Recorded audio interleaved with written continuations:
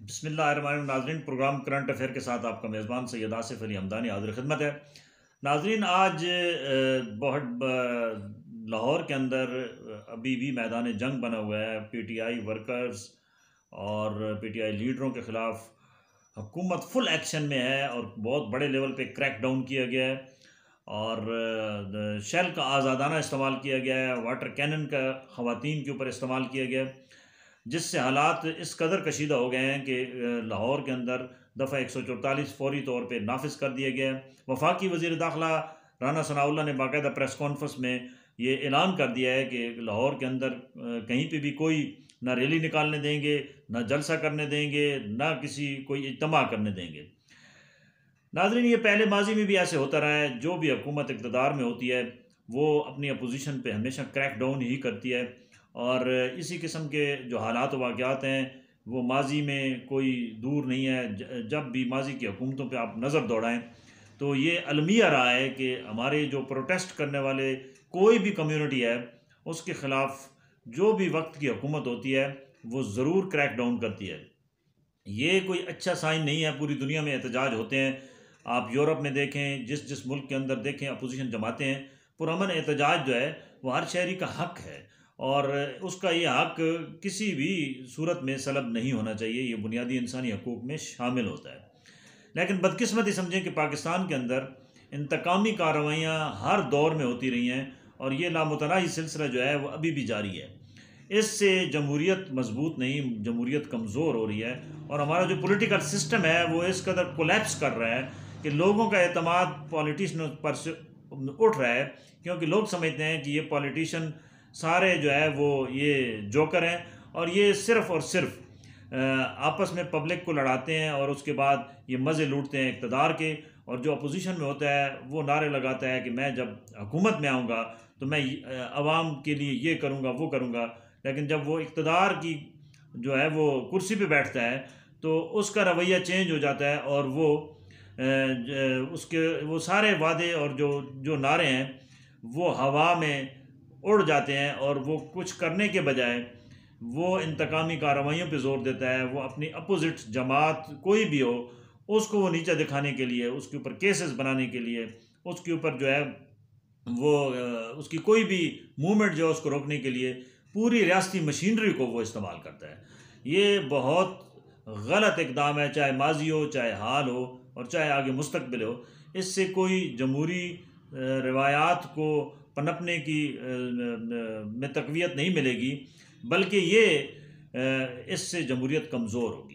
और शायद यही वजह है कि पाकिस्तान के अंदर जमहूरियत का जो राग अलापने वाले हैं वो हमेशा एक खुशकुन नारे लगाते हैं, लेकिन प्रैक्टिकली जमहूरियत इस मुल्क के अंदर मजबूत कभी भी नहीं हुई। और अभी तो बिल्कुल ऐसे है जैसे मुल्क किसी तूफ़ान के अंदर घिरा हुआ है। महंगाई का तूफ़ान है, आवाम को दरपेश मसाइल का तूफ़ान है, बेरोज़गारी का तूफ़ान है और रही की कसर जो है ये आए रोज़ जो तमाशे इस मुल्क के अंदर लगाए जा रहे हैं। कभी मीडिया पे पाबंदियाँ लगाई जा रही हैं, कभी पब्लिक के ऊपर पाबंदियाँ लगाई जा रही हैं। कोई भी आवाज़ किसी भी हल्के से उठती है तो उसका मुंह बंद ज़बरदस्ती बंद कराने के लिए हर मुमकिन कोशिश की जाती है। फिर हमारे अदलिया को हर मामले में घसीटा जाता है कि अदलिया फ़ैसला करे इलेक्शन का शेड्यूल देने का भी, अदलिया फ़ैसला करे अवाम को रिलीफ देने का भी, अदलिया फ़ैसला करे जनाब हुक्मरानों की किस्मत का भी। ये कहाँ का खेल है? ये किसी की पब्लिक के समझ में नहीं आ रहा है। दूसरी जानिब आज ख़वातीन का लॉन्ग मार्च इस्लामाबाद में हुआ और फिर इंतहाई बदतमीज़ तूफ़ानी बदतमीज़ी का मुज़ाहरा किया गया। जो वहाँ पे शुरका ख़वातीन थीं उन्होंने सहाफ़ियों पे धावा बोला। सहाफ़ियों ने सिर्फ सवाल जवाब किए कि ये कौन सी आप आज़ादी मांग रही हैं, जबकि इस्लाम आपको मुकम्मल आज़ादी देता है। इसके ऊपर ख़वातीन शरपसंद कुछ ख़वातीन ने सहाफ़ियों के ऊपर धावा बोला, उनको ज़दोकोब किया, कैमरे तोड़ने की कोशिश की। इसकी पुरज़ोर तरीके से तमाम सहाफ़ती बरादरी जो है वो ना सिर्फ मज़म्मत कर रही है, बल्कि ऐसे अनासिर जिन्होंने ये इक़दाम किया है उनके ख़िलाफ़ कार्रवाई के लिए भी अंदिया दे दिया गया। नेशनल प्रेस क्लब इस्लामाबाद, क्योंकि मरकज़ है तमाम सहाफ़ियों का, तो वहाँ पे Rawalpindi Islamabad union of journalist, PFUJ और नेशनल प्रेस क्लब की जो मौजूदा बॉडी है उसने फौरी तौर पर ना सिर्फ मजम्मती बयान जारी किया है बल्कि बाकायदा कार्रवाई के लिए भी अंदिया दे दिया है कि इनके खिलाफ कार्रवाई होगी, किसी भी सहाफ़ी के ऊपर जो है वो जुल्म तशद्दुद बर्दाश्त नहीं किया जाएगा। नाज़रीन, ये इस किस्म के वाक़यात जो हैं वो आज़ाद मीडिया का गला दबाने के मुतरादिफ होते हैं और सहाफ़ियों की ये राइट्स है कि अगर कोई बंदा वहाँ कैमरे के सामने आता है तो सवाल जवाब उसका हक़ है और वो सवाल जवाब कर सकता है कि आप किस चीज़ की आज़ादी मांग रहे हैं। आप तो पहले इतने आज़ाद हैं कि एक आज़ाद रियासत के अंदर आप अपनी मनमानी कर रहे हैं, लॉ को वायलेशन कर रहे हैं। ख़वातीन के हकूक़ की बात आप कहाँ से निकाल के लाते हैं कि कोई मेरा जिस्म मेरी मर्ज़ी जैसे अनोखे और बेहुदा किस्म के जो है वो स्लोगन लगाए। ये इस्लाम इस चीज़ की कतन इजाज़त नहीं देता। इस्लाम एक वैसे विजनरी है, सबसे ज़्यादा इस्लाम ने ख़वातीन को हकूक़ दिए हैं और जितने मेरे ख़्याल में पाकिस्तान के अंदर ख़वातीन को हकूक़ हासिल हैं पूरी दुनिया में नहीं है। उसकी वजह यह है कि बाकी ममालिक के अंदर क्योंकि शरई सिस्टम नहीं है और वहाँ वो लोग इस्लाम से रोशनास नहीं हैं।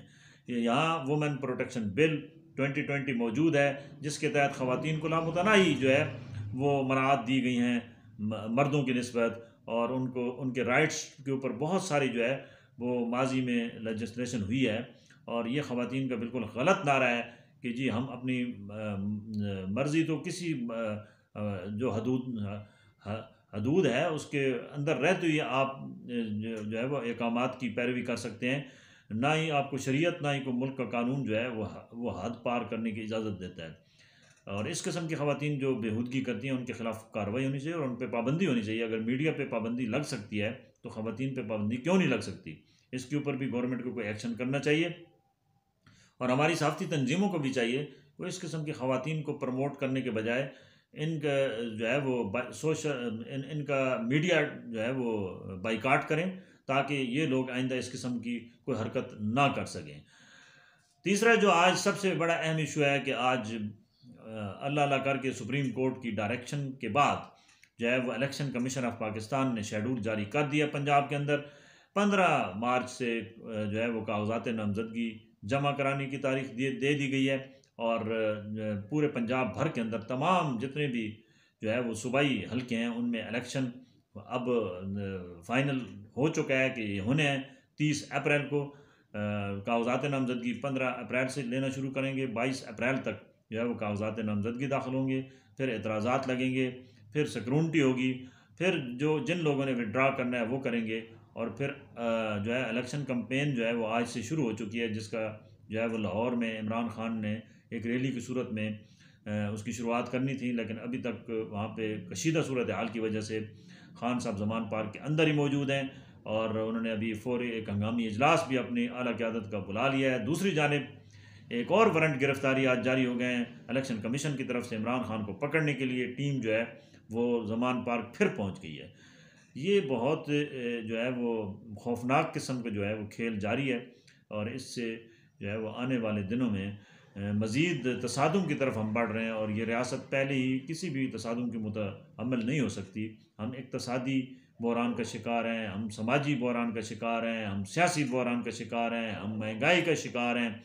अवाम का जीना दो भर हो चुका है और अगर यही हालात रहे तो अवाम में मज़ीद मायूसी फैलेगी। तमाम पोलिटिकल पार्टीज़ को चाहिए कि वो खुदारा ये इंतकामी कार्रवाइयों से बाज आ जाएँ, जमहूरियत को मजबूत करने के लिए एक दूसरे की माफ़ी तलाफ़ी करें और आगे बढ़ें क्योंकि जमहूरियत मजबूत होगी तो आप लोगों की सियासत चलेगी, वरना इस मुल्क का अल्लाह ही हाफ़िज़ होगा। आप सबसे गुजारिश है कि अपने गिरद नवाह के लोगों का ख्याल रखें और अल्लाह ताला से दुआ है कि अल्लाह ताला पाकिस्तान को अपनी हिफ्ज़-ओ-मान में रखे। बहुत शुक्रिया।